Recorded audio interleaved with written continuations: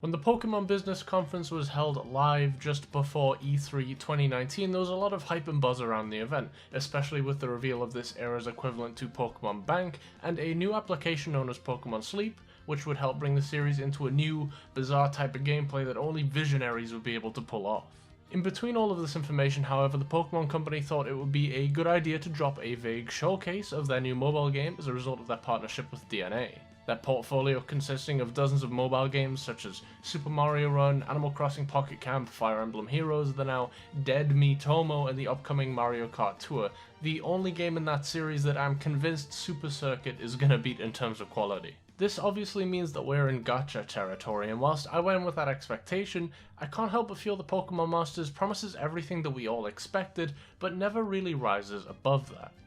Not that I have the most experience with gacha games myself, but as a Pokemon fan first and foremost, I know a lot of people who are invested in this series from all age groups might not have any sort of exposure to it, and thus might see Masters and come in with the expectation that it's going to be something that it's not. Just know what you're getting into.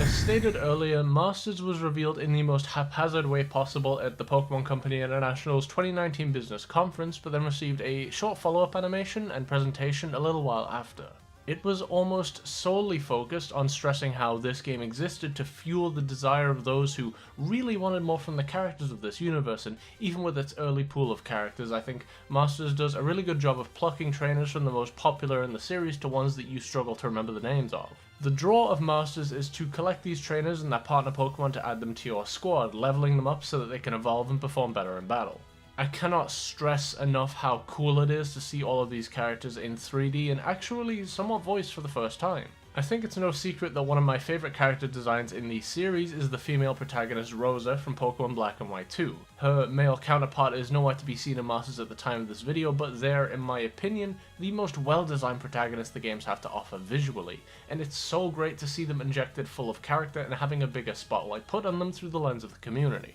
If you're like me and happen to appreciate the characters of this series, then you're gonna at least like Pokemon Masters. In fact, I think this is a game that every Pokemon fan should at least give a try because of how much of a celebration it feels of everything in the series. I'm an absolute sucker for games that aim to give this feel regardless of which series it is in question, and the passion behind bringing these characters to life in full 3D and under that microscope that some have desperately needed is such a welcome change from the main series focus on a silent protagonist that doesn't really evolve or change throughout the story. Pokemon Sun and Moon got a lot of shit for making Lily feel like the main character, but I think it's precisely why those games skyrocket in their quality for me. Because it wasn't afraid to give us a character with some depth and real emotional weight that really belongs in an RPG on the scale of Pokemon. Giving this focus to every character was naturally going to be a hard task, and whilst I like the fact that more than enough characters feel developed through Masters more so than they were before, a lot of it can also just feel like references to the games that they were from with no real meat other than that.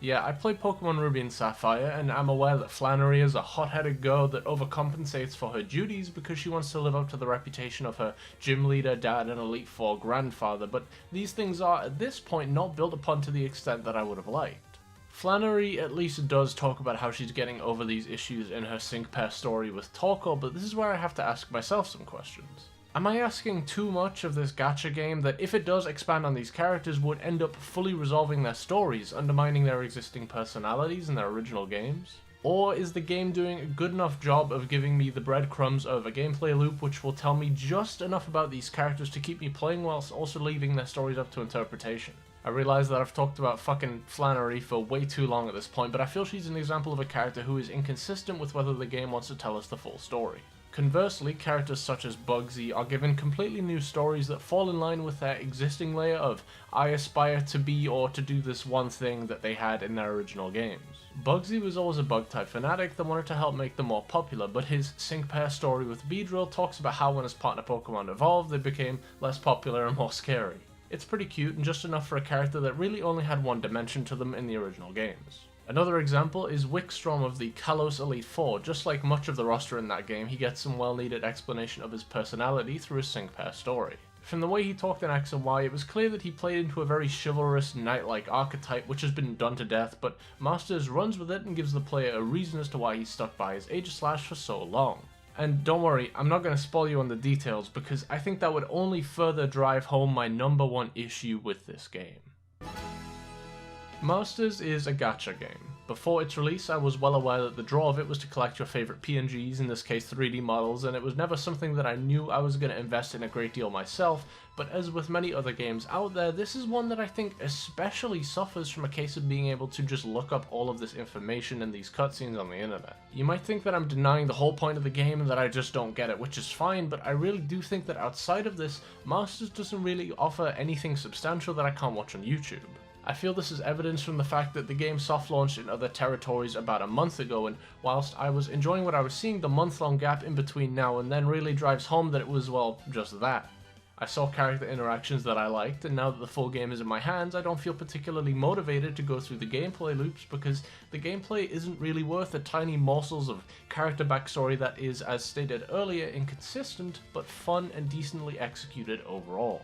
Compilations of the game's sync pair stories already exist despite it being launch day, and I'm sure that as new content releases, the internet is going to be on it within 24 hours of that content dropping. The gameplay loop itself beats you over the head with tiny rewards to give you the smallest dosage of serotonin to keep on playing, you know, like most gacha games do, but did we really have to have chapters within chapters that boot you through a loading screen to the menu every time you go through a short dialogue sequence or a couple of battles with no option to play the chapters all in one go? As I said earlier, I think Masters is worth checking out for all Pokemon fans for those finer details, but only people who are really invested in wailing for their favourite characters or those who grind a lot of gacha are going to be the ones who stick with it for the long run. For a frame of comparison, whilst it doesn't lean into the whole gacha gameplay loops as hard as Masters does, I still continue to play Yu-Gi-Oh! Duel Links to this day, not only because of my massive nostalgic investment for these cards and characters that I grew up with, you know, like Pokemon, but because the gameplay of this game, despite being a watered down format of the current state of Yu-Gi-Oh! In 2019, is still deep enough that I can have fun with it, whether it be online or just for the fun of deck building, which feels just the same as it did when I entered tournaments for that game in real life over a decade ago. Masters, despite having a surprisingly long story campaign for the launch of a free-to-play game, suffers in my opinion because the gameplay has a lot of issues that I expected, but didn't see the full issues of until we got to grips playing it. It's your typical gacha auto battle fare with a few Pokemon mechanics such as the rock paper scissors like type advantages and stat boosts through certain moves with gorgeously animated sync moves acting as big attacks that charge over time. It's a real-time twist on the Pokemon formula, but it's been so smoothed down of any conceivable strategy to the point where easy battles can be just done automatically, whereas difficult ones can be beaten by grinding enough. There can be times where it's something resembling a close battle, but the extremely limited system can just be beaten or circumvented through grinding it out to even the slightest extent. Another thing that I believe is pretty noteworthy is the fact that Masters opts to streamline the experience by smoothing down the way type effectiveness works. For example, instead of Seal being a water type with weaknesses to grass and electric moves, it's actually only weak to one of those things because instead of carefully constructing balanced stats to accommodate for the existing type matchups from the actual series, Masters instead challenges conventional wisdom, that of which has stood over 20 years, which was something that I didn't think needed to happen for the sake of smoothing down the gameplay. I realize that the game tells you at pretty much every point that Pokemon are only weak to a single typing, but I think it's clear that this system could have been transferred perfectly from the main series because Pokemon is pretty simple as is. It may have required more work from the perspective of Master's balancing team, but it's a change that I feel didn't need to happen, and is another instance of tampering with the extremely basic existing mechanics to needlessly smooth them down, making Masters easier to balance when I feel it could have been done perfectly fine at the cost of spending time on a more robust system to begin with.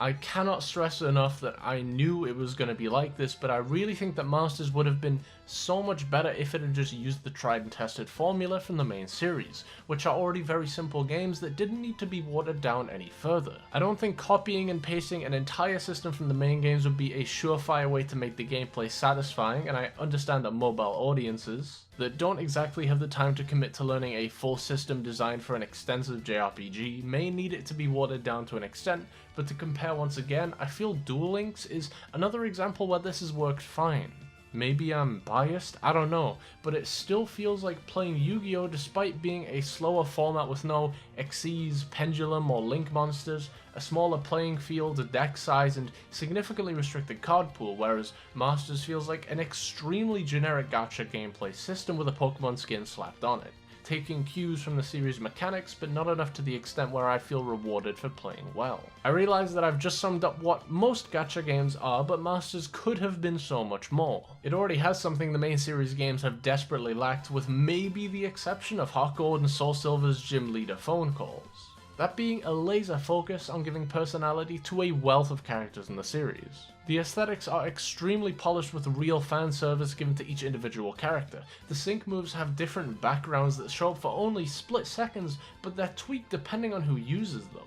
Claire's is her gym layout from Heart Gold and Soul Silver, Barry's is Lake Acuity from the snowy north of the Sinnoh region, and Janine sees the Fuchsia City gym, all lovingly put alongside their signature movements and animations from the games. The music is also pretty phenomenal, but it's nothing that I wouldn't expect from Shota Kageyama, who I've talked about in previous videos. Bizarrely enough, the game's producer Yu Sasaki was extremely cryptic about crediting who exactly composed the music, despite the team sharing numerous pictures of themselves doing just that on Twitter, but I digress. Kageyama in particular has such a vision which has really shaped the soundtrack of this game, and as somebody who has created rearrangements that are some fan favourites for sure, his talent has not gone to waste, and he doesn't feel bottlenecked by the vision of the game as I felt he did during his work on Let's Go. Whether you love or hate these remixes, they feel like reimaginings of classic songs rather than straight upgrades from the original, which I firmly believe really helps showcase the creative drive behind this project. It was a ballsy move, but I think it really paid off. I was pretty surprised by the new energy given to tracks such as the Johto Gym Battle and the Alola Elite 4 themes, and whilst I think the orchestral style that Kageyama has gone with for his last couple of outings can cause the soundtrack to meander into a series of songs that blend together a bit too much, they are fantastic for the most part, and I am a huge fan of all of the new compositions exclusive to this game. I suppose that could sum up my thoughts, really. The new character interactions, new snippets of backstory, new musical rearrangements and compositions, and even new characters such as the Paseo Professor, the Pokemon Center girls, and even the totally not a reference to the latter half of the Johto box of the Pokemon manga New Evil Team Break are all so wonderfully done. So it's a real shame that the gameplay loop was lackluster for me, even as somebody who went in with low expectations on that end. All I can do in the future is hope that the new content either updates the gameplay completely, which is unlikely, or at least continues to build upon the established characters within the series to give Game Freak the hint that putting a bigger focus on these characters is something that we very clearly want. Masters is so ambitious, and it just sucks to see that from my stance the gameplay loop isn't rewarding enough to make me super invested. I'll keep playing with new updates because I'm a sucker for collecting shit and that won't change here, but I certainly cannot see myself spending money or heavily investing time into this one. With hard confirmation that there's not even going to be any PvP battles, something that other free-to-play games can have, I don't have much drive to commit to Pokemon Masters, and discussion I'm seeing online has me wondering if the game's widely mixed reception both in and outside of the inner circles of the core fanbase will keep others interested as time passes. In short, Pokemon Masters is a gacha game in its purest form, and I recommend that everybody who is a Pokemon fan gives it a download. It's free to give it a go, and I have a feeling that unless you're really into rolling for these characters or enjoy the typical gacha fare a bit too much, don't expect to keep playing for that long. It's exactly what I expected, and the characters that are in the game are mostly pretty great, even if it does feel like it's playing catch up to the lack of character some of them had in this now 2-decade-old series. The core gameplay is very basic and does take cues from the main series, which makes it somewhat unique, but it doesn't borrow enough to keep the charm from a series of games that was easy enough to pick up as is. A gacha game with a Pokemon skin on it is still a gacha game, though I feel it could have been much more than that. That being said, I'm still really glad to see that it's doing well, but for future reference, if Manga Sabrina gets into the game and is a 5-star, then expect me to shell out over $200 without question.